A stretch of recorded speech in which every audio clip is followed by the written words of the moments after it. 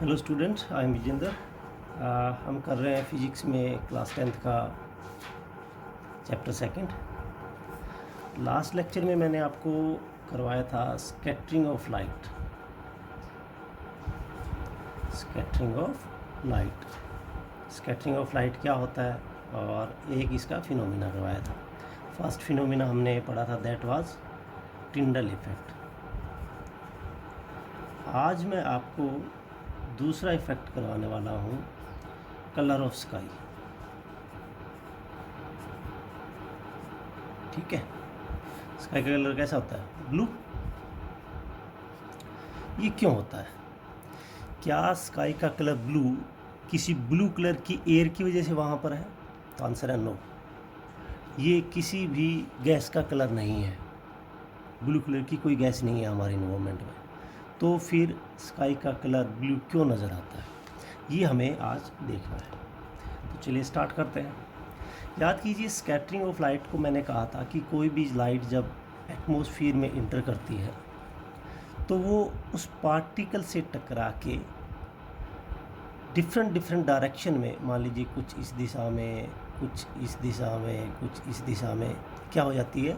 Redirect हो जाती है।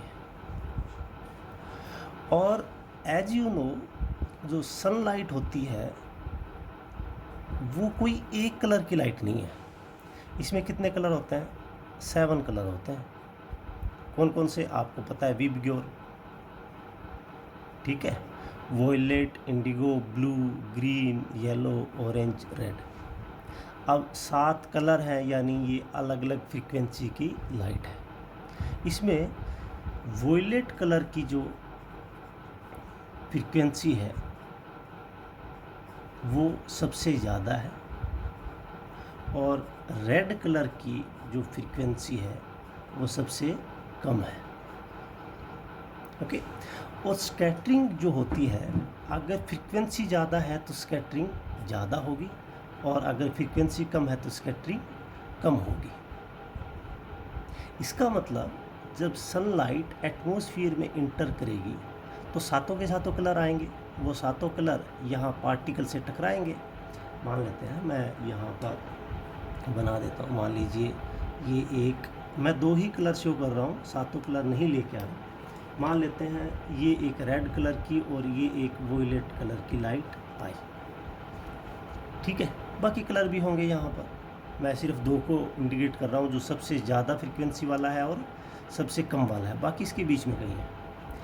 तो अब ये एटमॉस्फेयर में इंटर किया और यहाँ पर है एयर के पार्टिकल्स, ये पार्टिकल्स।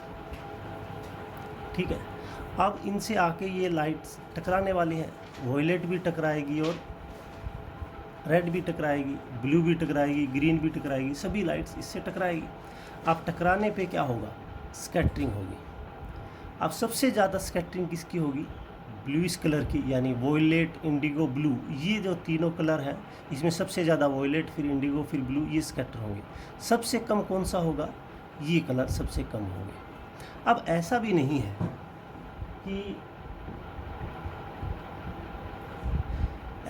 है कि ये जो वॉयलेट कलर है यहाँ आके जब इससे टकराएगा तो ये सारा का सारा स्कैटर हो जाएगा।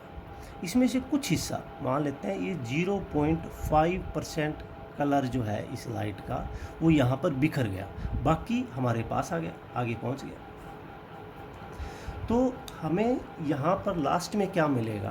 तो यहाँ पर लास्ट में हमें 99.5% तो वॉयलेट कलर मिल गया। ठीक है, मान लेते हैं 99.6% इंडिगो मिल गया। ये सबसे ज़्यादा बिखरा, कितना बिखरा है? 0.5 यहीं रह गया, बाकी ये कुछ हो गया। और रेड कलर है, वो मान लेते हैं सारा का सारा हमारे पास आ गया, वो 100% लाइट आगे आ गई। वो मान लेते हैं 1 मिनट के लिए सपोज कर लेते हैं। मैं ये चैलेंज नहीं कर रहा कि 100% आएगा, हो सकता है उसमें से 0.001% ये भी स्कैटर हो जाए, लेकिन वो ना के बराबर है। मोस्टली जो स्कैटर हुए वो ब्लू कलर वाले स्कैटर हुए, तो यहाँ पर बाकी पहुँच गए। ये आप है, यहाँ देख रहे हैं, यहाँ से आप, तो आपको यहाँ पर इस एनवायरनमेंट में यहाँ पर क्या दिखाई देगा? तो यहाँ पर लाइट दिखाई देगी। कौन सी लाइट? ब्लू कलर की लाइट, जो स्कैटरिंग की वजह से यहाँ पर बिखर गई थी। तो जब हम ऊपर आसमान में देखते हैं तो आसमान में आपको जो नीला कलर दिखता है वो किसका है, मैं लिख देता हूँ आगे। अब ये तो इतना मैंने समझाया था, इसमें लिखने लायक कुछ नहीं था, ये नोट करेंगे। वाई स्काई अपीयर ब्लू, ठीक है। इसका रीजन अब मैं लिखने जा रहा हूँ। तो देखिए क्या होता है, when white light of sun travel through atmosphere,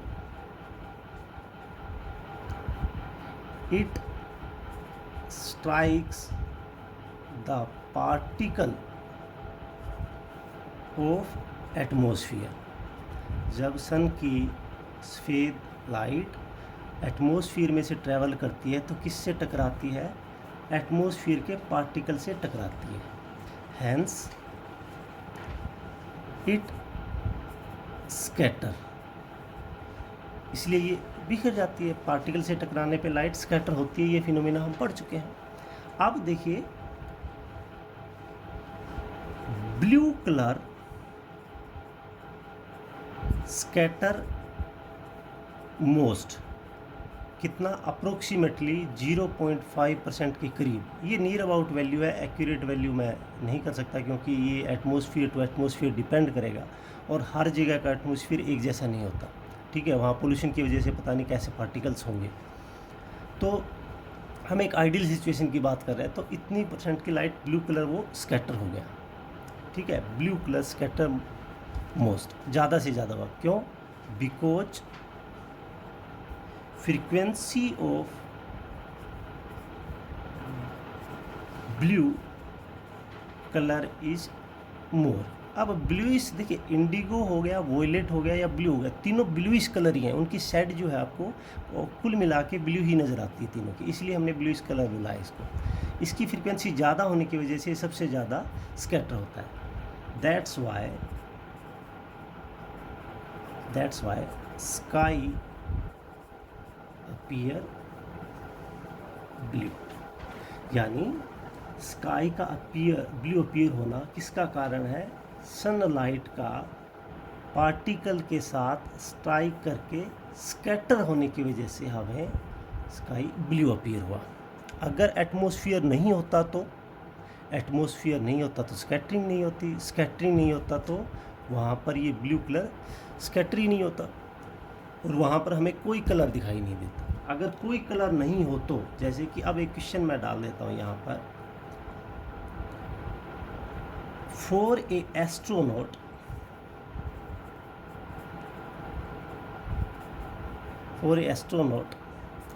sky appear black। Astronaut यानी अंतरिक्ष में, मान लीजिए ये कोई एक पर्सन है, अंतरिक्ष में बैठा है और आसमान को देख रहा है। अब वहाँ भी सन की लाइट तो आ रही होगी, लेकिन वहाँ पर कोई एटमॉस्फेयर नहीं होता है। याद रखिए बेटा, अंतरिक्ष में यानी एटमॉस्फेयर वहाँ नहीं होगा। मान लीजिए अर्थ के एटमॉस्फेयर से बाहर जहाँ भी आप चले जाएंगे वहाँ पे कोई एयर नहीं है। एयर नहीं है तो वहाँ पे एयर का कोई पार्टिकल भी नहीं है। अगर पार्टिकल नहीं है तो मान लीजिए कोई सन की लाइट आई, ये सन लाइट आ रही थी, अब यहाँ पर ये किसी से टकराएगी नहीं तो ये सीधी चली जाएगी। अब अगर ये यहाँ पर देखेगा, अगर ये यहाँ पर ऑब्जर्व करें, इस रीजन को ऑब्जर्व करें, तो यहाँ पर कौन से कलर की लाइट है, आंसर है कोई लाइट नहीं है। यहाँ पर वो लाइट आई थी सीधी चली गई। तो यहाँ पर देखने पर यहाँ कोई कलर नहीं है। जब कोई कलर नहीं होता है यानी कोई लाइट नहीं होती है तो वो कैसा नज़र आता है, ब्लैक नज़र आता है, ठीक है। ब्लैक का मतलब ही क्या है, नो कलर, कोई लाइट ना हो तो क्या अपीयर होगा, डार्क या ब्लैक। इसको डार्क वर्ड भी यूज़ कर सकते हैं अपन कि स्काई अपीयर डार्क भी लिख सकते थे, ठीक है। तो ये दो चीज़ें हमें याद रखनी है कि एक स्काई ब्लू अपीयर क्यों होता है अर्थ का, तो अर्थ में मौजूद एटमॉस्फेयर के पार्टिकल लाइट को स्कैटर करते हैं। ब्लू कलर ही स्कैटर क्यों हुआ, क्योंकि उसकी फ्रीक्वेंसी सबसे ज़्यादा है, ओके। तो ये दो चीज़ें आपको याद रखनी है। एक, एस्ट्रोनॉट को स्काई कैसा अपीयर होगा, डार्क, क्योंकि वहाँ पर कोई एटमॉस्फेयर नहीं है, कोई पार्टिकल नहीं है, तो लाइट स्कैटर ही नहीं होगी। स्कैटर नहीं होगी तो उसका कलर ब्लैक नज़र आएगा, कोई लाइट ना होने की वजह से। ओके, अच्छा, अब एक चीज़ और मैं आपको बता देता हूँ, वो क्या है।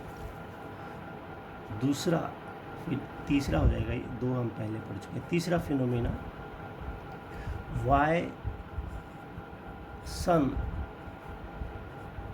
अपीयर रेड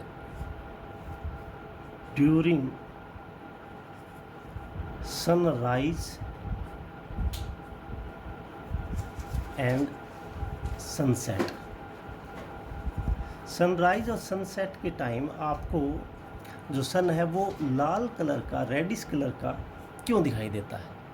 दिन में आप देखिए डे टाइम में तो आपको वाइट कलर नज़र आएगा। वाइट क्यों आएगा? क्योंकि उसमें 7 कलर होते हैं, सातों कलर मिलके आपस में आपको वाइट दिखाई देते हैं। लेकिन सुबह जब सनराइज़ होता है और जस्ट सनसेट होता है, कुछ मोमेंट के लिए ये फिनोमेना अकर होता है।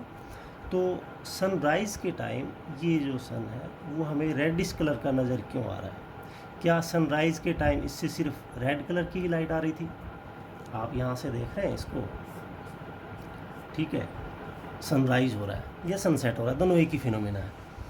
तो क्या इससे एक ही कलर की लाइट थी, बाकी कलर कहाँ चले गए? इसका कारण ये है कि इसका मैं रीजन लिख देता हूँ। At time of sunrise and sunset, scattering take place maximum। Sunrise और सनसेट के टाइम जो स्कैटरिंग है वो सबसे ज़्यादा होती है। कारण होता है because light travel maximum distance during this time period through atmosphere। Sunrise और सनसेट के टाइम सन का एंगल ऐसा होता है कि लाइट को आप तक पहुंचने के लिए उसको सबसे ज़्यादा दूरी तय करनी पड़ती है एटमॉस्फेयर के अंदर से। अब जब सबसे ज़्यादा दूरी तय करके आएगी तो उसको सबसे ज़्यादा पार्टिकल रास्ते में मिलेंगे। अब जब पार्टिकल सबसे ज़्यादा मिलेंगे तो उतनी बार ज़्यादा कोलिजन होगा, टक्कर होगी लाइट की पार्टिकल के साथ। अब रास्ते में सनराइज और सनसेट के टाइम क्या हुआ, ये जो पार्टिकल्स थे उन्होंने लाइट को स्कैटर किया और सबसे ज़्यादा अगर ये कोलिजन हुआ है तो सबसे ज़्यादा स्कैटरिंग होगी। और हुआ क्या कि यहाँ से सारे कलर ही निकले थे, लेकिन जिन जिन कलर की फ्रीक्वेंसी ज़्यादा थी वो ज़्यादा स्कैटर हुए, तो बाकी कलर इतने स्कैटर हुए कि यहाँ पर पहुँच ही नहीं पाए। लेकिन सबसे कम कौन सा कलर स्कैटर होता है? Red colour. तो वो स्कैटर तो हुआ लेकिन बाकी के बदले में कम हुआ। तो आपके पास एट लास्ट कम से कम कौन सा कलर पहुँच गया? रेड कलर पहुंच गया। बाकी कहाँ रह गए? रास्ते में क्या हो गए? स्कैटर हो गए। तो सनराइज और सनसेट के टाइम सन की मैक्सिमम लाइट स्कैटर हो जाती है, सिर्फ रेड कलर की लाइट ही आप तक पहुंच पाती है। क्यों? क्योंकि रेड कलर की लाइट की फ्रीक्वेंसी कम होती है, इसलिए वो स्कैटर भी कम होती है। और स्कैटर कम हुई तो आपके पास वो लाइट पहुंच गई। तो अब आपको दिखाई क्या देगा? रेड कलर का सन दिखाई देगा। आपको क्या लगेगा कि यहाँ से रेड कलर की लाइट आ रही है, जबकि वास्तविकता में सन ने तो सारे कलर दिए थे, बाकी कलर कहाँ रह गए? रास्ते में स्कैटर हो गए। थोड़ी देर बाद जब स्कैटरिंग कम होने लगेगी तो बाकी कलर भी पहुँच जाएंगे। जैसे सारे कलर पहुँच जाएंगे आपको सन वापस वाइट कलर का नज़र आने लगेगा। तो ये कारण है इसका। ये मैंने नोट्स में लिखा हुआ है, यहाँ सिर्फ समझाने की कोशिश की है। इसकी एग्जैक्ट डेफिनेशन वहाँ से आप कॉपी कर सकते हैं, कोई प्रॉब्लम वाली बात है नहीं। यहाँ से लिखना चाहो यहाँ से लिख सकते हैं। तो आज हमने दो फिनोमिना की, एक स्काई का कलर ब्लू अपीयर क्यों होता है, दूसरा सन हमें रेड कलर का क्यों नज़र आता है। दोनों का वन वर्ड आंसर, कारण एक ही है, that is scattering of light. Light के स्कैटर होने की वजह से ये दिखाई देता है। ठीक है, तो आज इतना ही करेंगे, बाकी कल ऑलमोस्ट ये लेक्चर फिनिश होने वाला है। नेक्स्ट वीक में मैं इसकी एक्सरसाइज सोल्व करवाऊँगा आपको और इस चैप्टर को भी अब फिनिश कर देंगे। आज के लिए इतना ही। Have a nice day.